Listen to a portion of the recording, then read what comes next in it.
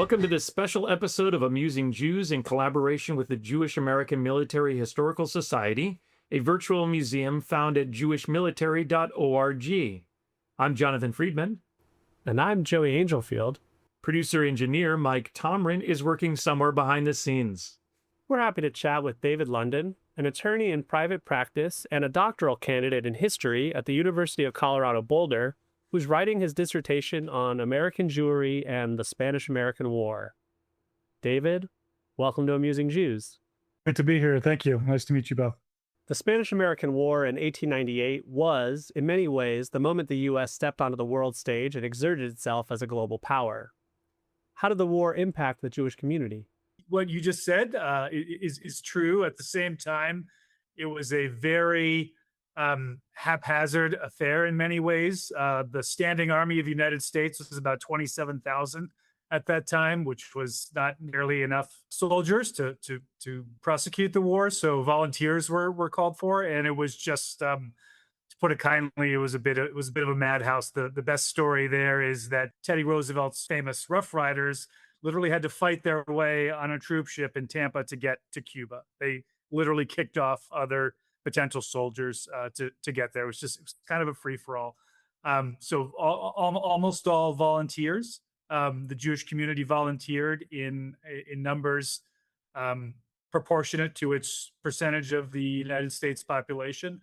One of the things I'm really working on and trying to develop in my dissertation is to be a bit of a corrective to the overall and very dominant theme in Jewish history of the period, meaning from 1880 to 1920, as being the golden age of immigration from Eastern Europe. And anything that doesn't really connect to that narrative has either been forgotten or buried. And in my research, both in showing the prominent Jews who were involved in the Spanish-American War, and there were several, and the volunteers, as far as we could tell, the Jews who did serve were overwhelmingly of German background. Just before the turn of the century, sort of contrary to lots of things you read about contemporary Jewish history, this was still a German moment.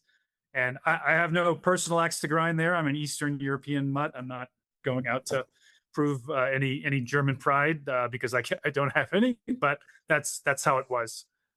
So just still a maybe the last such moment, if you will, but still a very German Jewish moment in American Jewish history.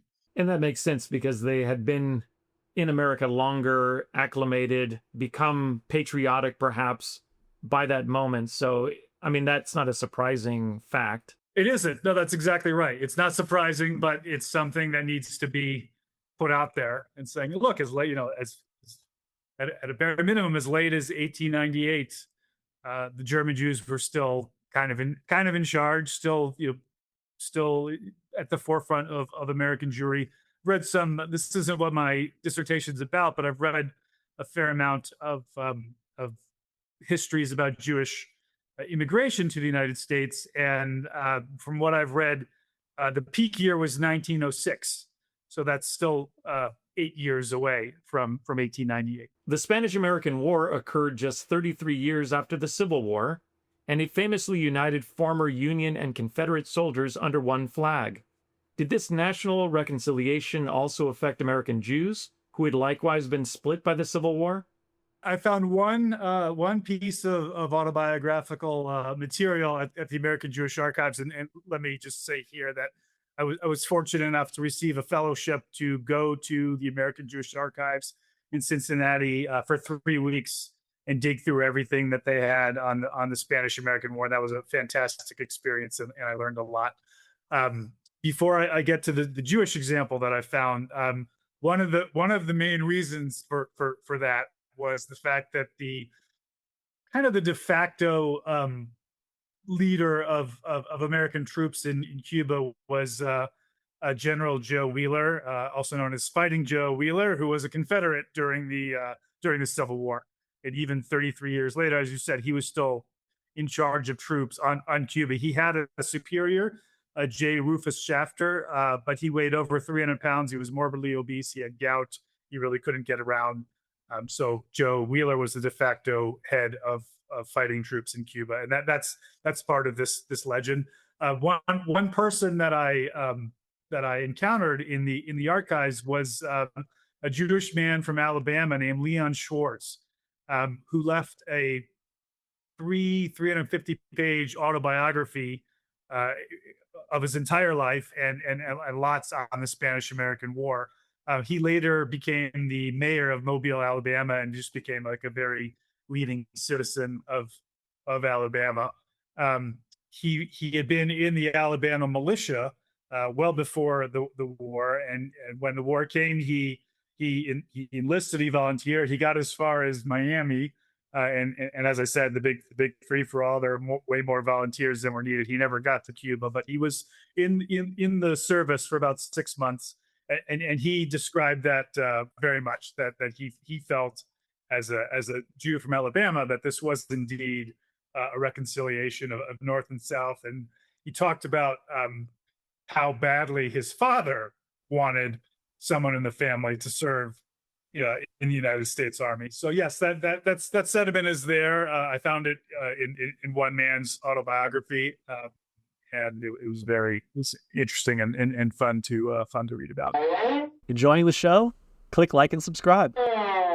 There were Jews among Theodore Roosevelt's Rough Riders. How did that impact the standing of American Jewish soldiers more broadly? There definitely were, and if you read Theodore Roosevelt's autobiographical book, the Rough Riders, he goes into depth on this a little bit, and the most famous Jewish Rough Rider was nicknamed Pork Chop, and that stuck for a long time. And actually, I was trying to figure out who that was. Nobody really claimed the title during their lifetime, which I find fascinating and very self-effacing. But I found at the National Museum of American Jewish History in Washington, I became friendly with the guy who curates that. He sent me a 1938 article in a paper, in a magazine, called The Jewish Veteran, where a man named Sam Goldberg from New Mexico was described as Pork Chop in this magazine. So maybe or perhaps probably Sam Goldberg was Pork Chop, which clears up a little historical mystery. As far as I can tell, there were up to 13 Jewish Rough Riders. And Teddy Roosevelt was I think very philo-Semitic. There's a book, relatively recent book, out called American Maccabee by Andrew Porwancher, who's a professor at Arizona State. That's very good, and it's very interesting because the Rough Riders have sort of a reputation of being a blend of Ivy League type people that Theodore Roosevelt himself sprung from, and Western cowboys, and that's certainly true. But you could throw in a handful of Jews, some Irishmen. Another kind of funny thing I read in the book The Rough Riders, Teddy Roosevelt's autobiography, is he talks about a redheaded Irishman in the Rough Riders who had the nickname Sheeny Solomon. So you see, between Pork Chop and Sheeny Solomon, you see this blending, this mixing of nicknames, and I think that's. We wouldn't say so today in the current climate, but I read that as a mark of inclusiveness, as a mark of the melting pot, that different cultures could mix within the Rough Riders and all be considered good soldiers, that Teddy Roosevelt was very proud of. What inspired Theodore Roosevelt's inclusiveness? Teddy Roosevelt was very big into the concept that there can be no hyphenated Americans. You have to be all in on being an American. He developed that through his life, and sort of culminating in the World War I era. That's where the phrase 100% Americanism comes from that time. He was a real critic of Wilson's around the time of the First World War, and he died very shortly thereafter in January of 1919. That's not my period of study, but I would say he was certainly very welcoming. He was proud of the fact that there were Jewish Rough Riders. There's another episode I uncovered in a newspaper article a rabbi from Philadelphia named Joseph Krauskopf, who was very famous in his own right, went to Cuba in a semi-official capacity of something called the National Relief Commission to look into the condition and morale, the conditions under which the soldiers were living and their morale. And Joe Wheeler set up a meeting between Rabbi Krauskopf, Teddy Roosevelt, and at that time 8 Jewish Rough Riders that came with them, and they had a nice meeting in Cuba. So I think Roosevelt really gets high marks here certainly from myself as to how he dealt with his Jewish soldiers. Tell us more about Rabbi Krauskopf. He had a very long history. He was the rabbi at Knesset Israel in Philadelphia for decades. All of his Sunday sermons were published. There are hundreds of them.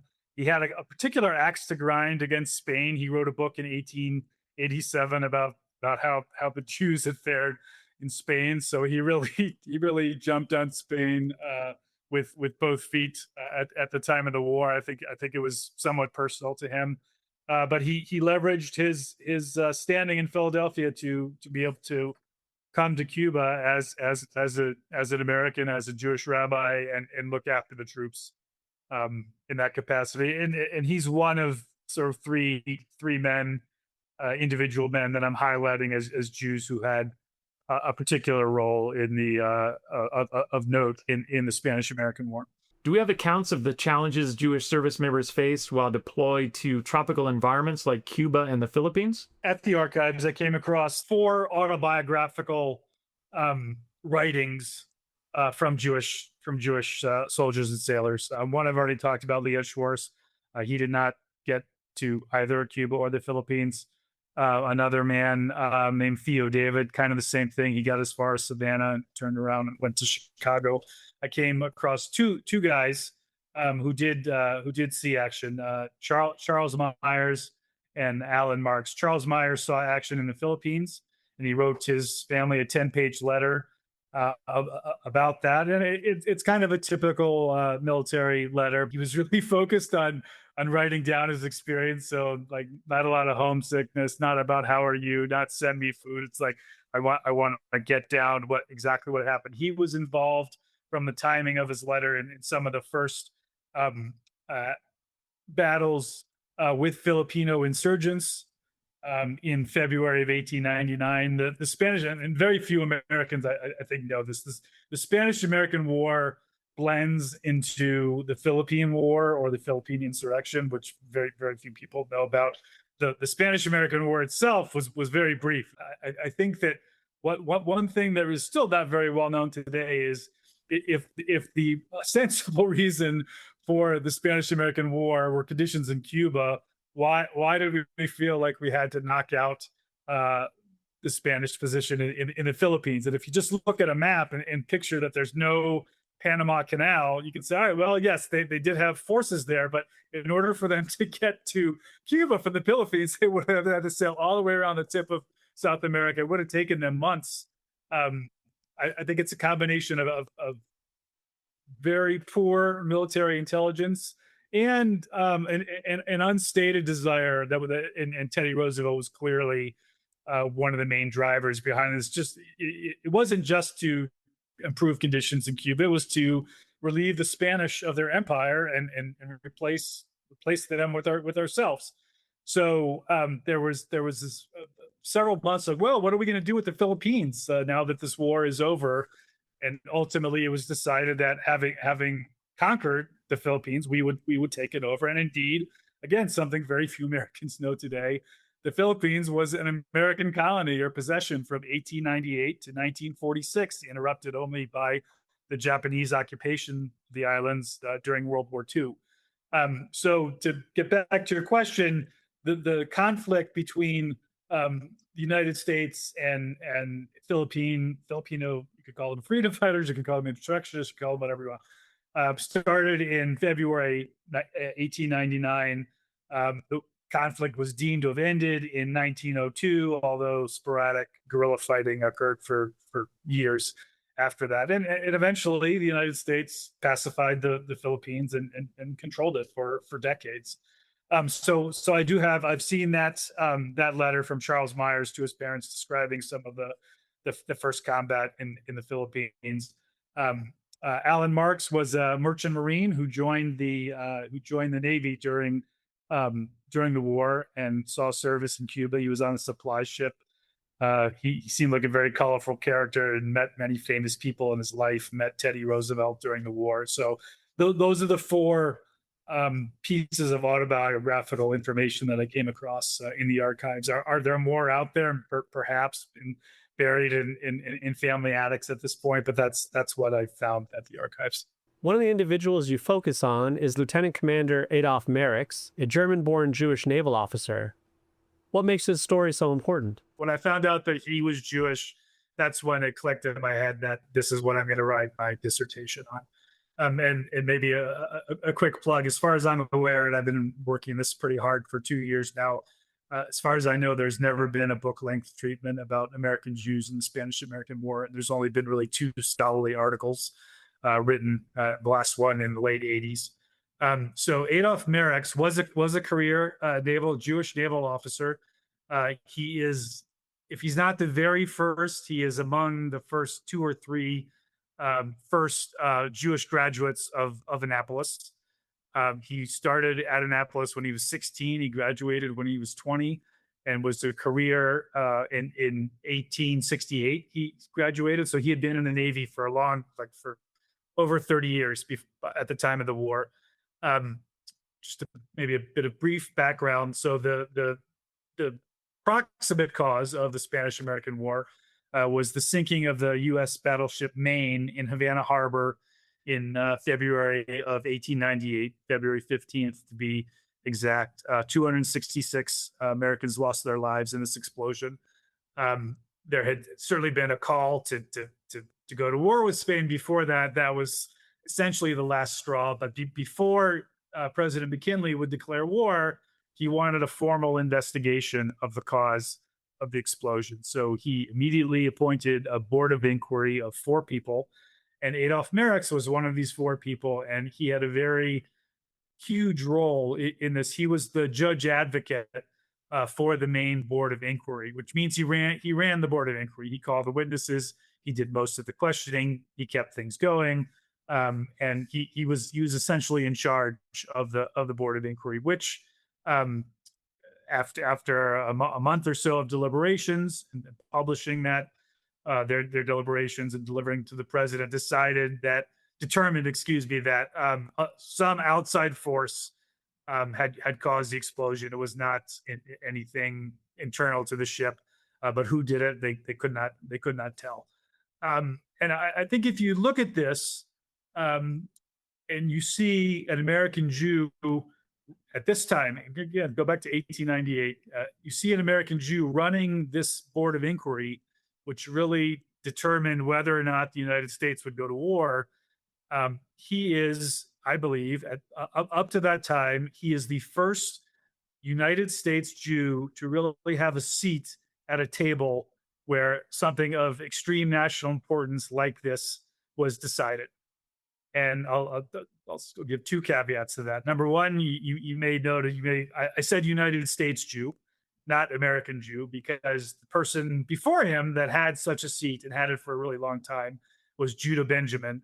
But of course, Judah Benjamin was a Confederate. He was not a United States soldier. He was a traitor to the United States, but he was in Jefferson Davis's cabinet. He was Secretary of State. He was Attorney General. He was Secretary of War. He was described as Davis's right-hand man. So he, as a Confederate, he had a bigger seat at the table, shall we say. The only other person I can think of who comes close is Chaim Solomon of Revolutionary War times. But I'd say 2 things there. Number one, at the time, was there really a United States government? Not really, right? We're still revolutionaries. And he did not have any, as far as I can tell too, he did not have any official position. He was a broker. He worked a lot with Robert Morris, who was more plugged into the revolutionary government, if you will. But those are really the only 2. And I think you can really, for the reasons I just described, you can set them aside. It's okay, well, really, Adolf Merix played a role in American history, in United States history, that theretofore a Jew had not really played.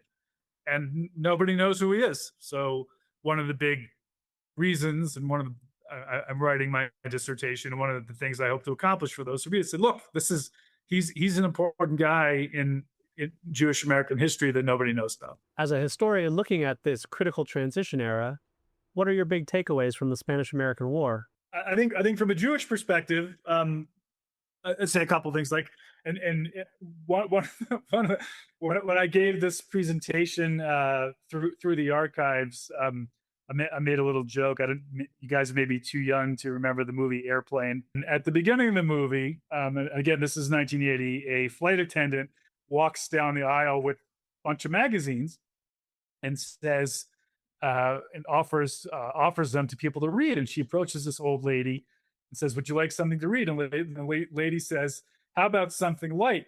And so the flight attendant pulls out like literally an index card and says, "How about this leaflet on Jewish sports heroes?" It's a joke and it's funny. And again, the Zucker brothers are Jews, so it's self-deprecating humor. So I'd always remember that scene, and it kind of stuck in the same way. Like, Jews in the Spanish-American War, like almost nobody makes that connection. But when I dug into it, I found that there were lots of connections, both at a high level. Marek's Rabbi Krauskopf, Oscar Strauss, we didn't really talk about. He was an advisor to McKinley at the time, and that sprung him to greater heights when he became the first United States cabinet member under Teddy Roosevelt in 1906. So you have that layer of people, and then you also have thousands of Jewish volunteers who volunteered to serve.